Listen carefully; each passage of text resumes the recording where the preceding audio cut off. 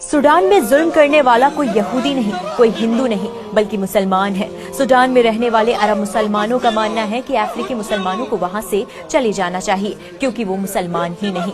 वैसे तो सूडान में 2023 से गृह युद्ध चल रहा है और ये जंग अरब के ही दो सुन्नी गुटों के बीच चल रही है, जो पहले दोस्त थे, RSF और SF। इन दोनों ने मिलकर ही 2019 में सूडान की तानाशाह सरकार उमर अल बशीर को हटा दिया था और सूडान के लोगों से वादा किया था कि वोटिंग से सरकार बनेगी, पर अपने किए वादे से पीछे हट गए और अब ये दोनों गुट देश की सत्ता हथियाने के लिए लड़ रहे हैं, क्योंकि सूडान में गोल्ड यानी सोने की खदानें हैं। अल जजीरा की रिपोर्ट की माने तो ये जंग अब ताकत की नहीं बल्कि फिरकों की जंग बन गई है। अब रंग देखकर मुसलमानों को मारा जा रहा है और सबसे ज्यादा जुल्म कर रही है RSF, जिसको साथ मिल रहा है UAE का। UAE ही गोल्ड के बदले RSF को हथियार, ड्रोन और गोला बारूद दे रहा है, ताकि RSF अफ्रीकी मुसलमानों पर जुल्म जारी रख पाए। RSF कहता है कि सूडान सिर्फ अरब के मुसलमानों का है, ना कि अफ्रीकी मुसलमानों का। वहीं दूसरी तरफ SF इन अफ्रीकी मुसलमानों का साथ दे रहा है।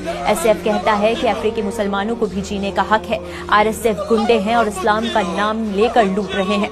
RSF जबरन सूडान के उन गांव में घुसता है जहां अफ्रीकी मुसलमानों का बसेरा है।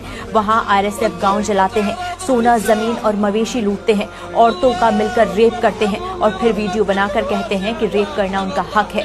10-12 साल की बच्चियों तक को नहीं छोड़ा जा रहा। उनके भाइयों को उनके सामने जिंदा जला दिया गया, गले काट दिए गए और फिर बच्चियों और औरतों को गुलाम बना लेते हैं। छोटे छोटे मासूम लड़कों को या तो उनकी आंखों के सामने काट देते हैं या लड़ने के लिए भेज देते हैं। उनके बुजुर्गों की दाढ़ी खींचते हैं और कहते हैं कि खुद को जिंदा दफन कर लो।